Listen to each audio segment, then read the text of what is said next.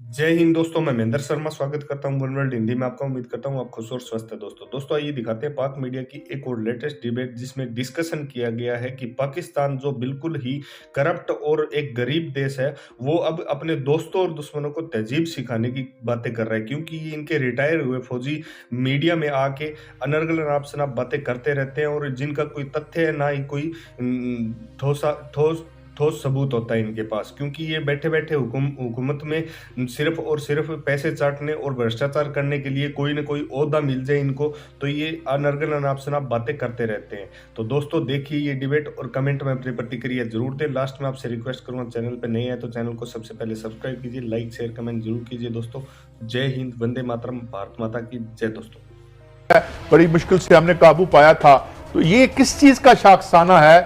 हमें क्या करना चाहिए और आइंदा आने वाले दिन कैसे होंगे इस हवाले से? जनरल साहब जी बहुत शुक्रिया। देखिए, सबसे पहले तो हमें ये करना चाहिए कि अपने दोस्तों और दुश्मनों में तमीज़ पैदा करें, और इसके लिए बड़े आसान मैं आपको 3-4 सवाल आपके सामने रखता हूँ, आपके नाज़रीन के सामने। उसका जवाब जो है उसमें हर चीज़ मुज़मिर है। नंबर 1, कौन है जिसको हमारा चीन के नज़दीक जाना पसंद नहीं है? नंबर 2, कौन है जिसको सी पैक पे जितनी भी पेशरफ्त है वो उसमें वो नहीं चाहता? नंबर 3, कौन है जो चाहता है कि जो अफगानिस्तान की हुकूमत है नई और पाकिस्तान के दरमियान रंजिशें पैदा हो, कड़वाहट पैदा हो?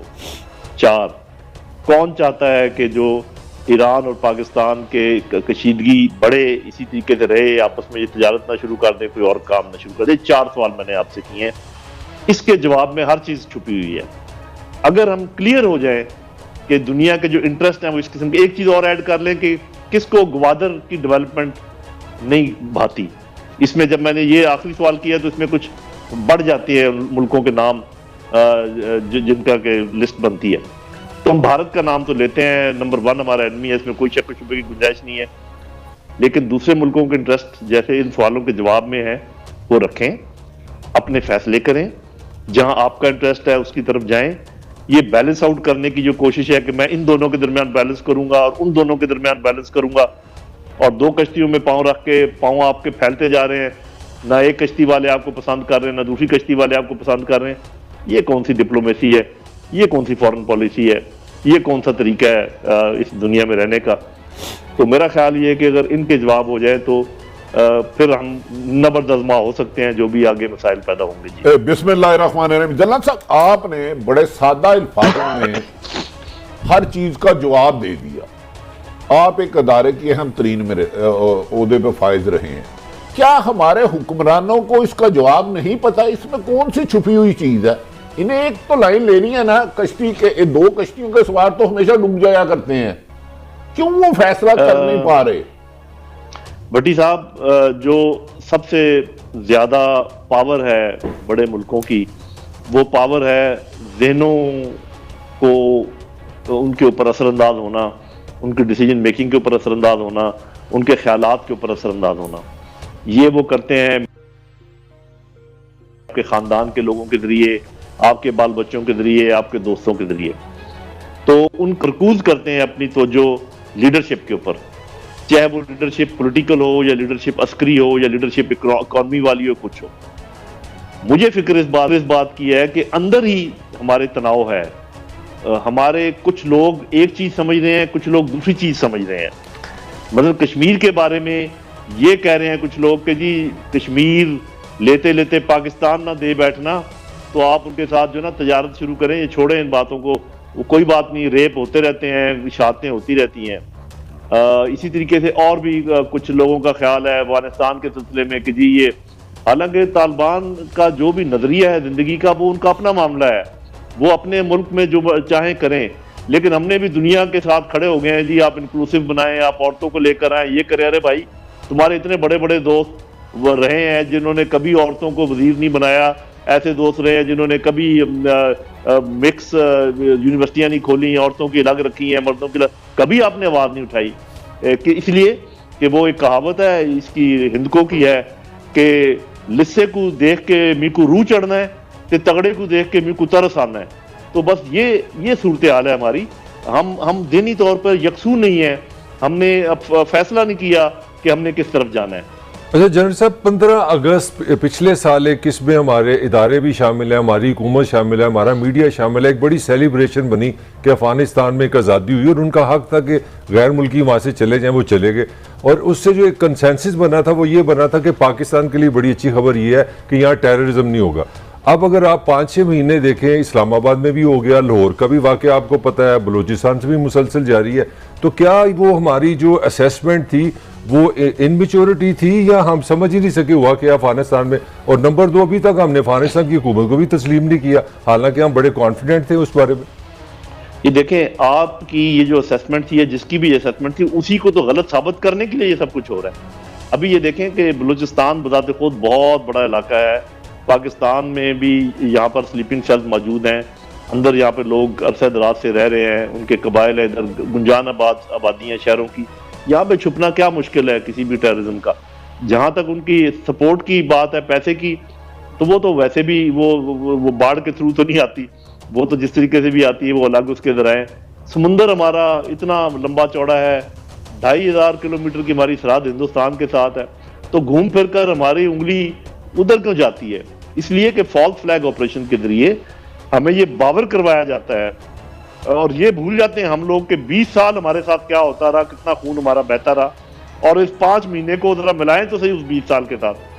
5 महीने हुए उनको, ना उनकी पॉलिटिकल स्टेबिलिटी है, ना इकोनॉमिक स्टेबिलिटी है, ना अभी मुकम्मल तौर पर उनका असर रसूख हुआ है। और हर दूसरा बंदा ये सवाल पूछ रहा है जी पिछले 5-6 महीनों में बहुत ज्यादा दहशत। भाई यही तो वो आपको बावर करवाना चाह रहे हैं, यही तो आपके दिमाग में डालना चाह रहे हैं कि इनके साथ जो वैसे ही दुश्मनी रखो जैसे पहले, इसलिए कि अगर वहाँ आना जाना शुरू हो गया, अगर तजारत शुरू हो गई, अगर चीन वहां पर अपना असर रसूख कायम करने में कामयाब हो गया, रूस वहां से गुजर कर गर्म पानियों तक पहुंच गया, सेंट्रल एशिया के साथ आपकी तजारत शुरू होगी, तो ये खिता तो कहीं से कहीं चला जाएगा।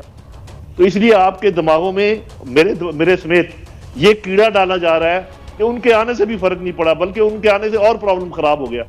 ये हम नहीं सोचते कि प्रॉब्लम खराब कर कौन रहा है। तो ये वो कौन है ये जो वो सारा कुछ कर रहे हैं? तो हमारे भी तो हाथ है, हमारा भी तो दिमाग है, हम भी तो एक इज्जतदार लोग हैं, वो तो सारा कुछ वो नहीं करना है, हमने बस टॉक शो ही करने हैं फिर।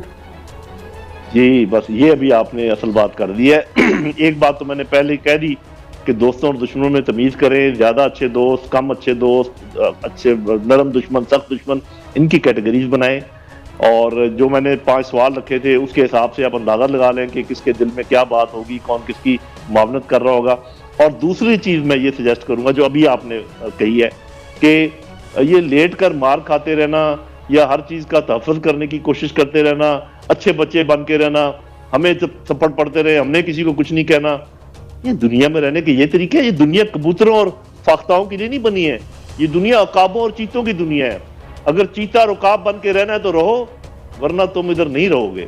और अल्लाह ना करे कि ऐसा अच्छा जना साहब, गुजारिश ये है कि जैसे आपने फरमाया खासी चीजें मेरे ख्याल में तो क्लियर है, रोजाना गीदड़ की मौत मार मार खा के सिसकियां मरने से बेहतर ये नहीं है एक दफा इज्जत की जिंदगी जीने का फैसला करके ऐलान कर दे और उन्हें जवाब दे। कब तक इंतजार करेंगे इस तरह? क्यों नहीं हमारे जिसने भी डिसीजन मेकर है वो समझ क्यों नहीं रही है?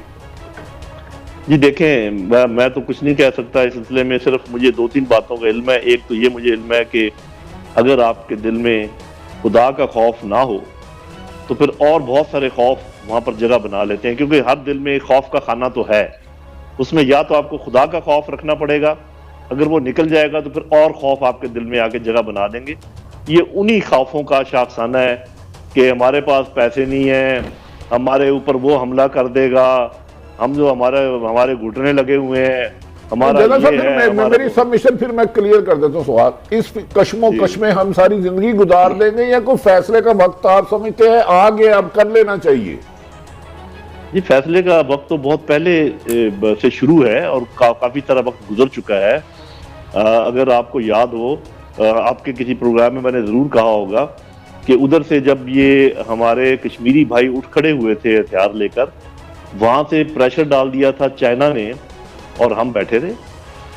इससे अच्छा वक्त आपको कौन देता कि आप और फिर ये कि आपके पास करने का जवाब भी मौजूद था, आपके पास कलबोशन था जो यहाँ पर आपके साथ जो कुछ कर रहा था, आपको पता है, आपकी अफगानिस्तान की सरहद से आपके ऊपर हमले हो रहे थे रॉ की मदद से, उनके एनएसए ने सरेआम टीवी पे आके कहा था कि $400 मिलियन मैंने रखे हैं कि मैं बलूचिस्तान में और गिलगित बल्तिस्तान में इंसरेक्शन मूवमेंट खड़ा करूंगा।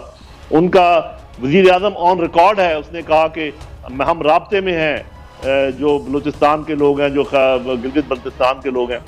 तो और इससे ज्यादा आपको कौन झंझोड़ सकता है, इससे ज्यादा आपको कौन कह सकता है कि आप आगे बढ़े। जब आपने वो टाइम गुजार दिया, उसके बाद उन्होंने राफेल जहाज ले लिए, S-400 ले लिया। उस वक्त ये दोनों चीजें उनके पास नहीं थी, उनका मोराल डाउन था, आपकी एयरफोर्स ने उनकी पिटाई की हुई थी।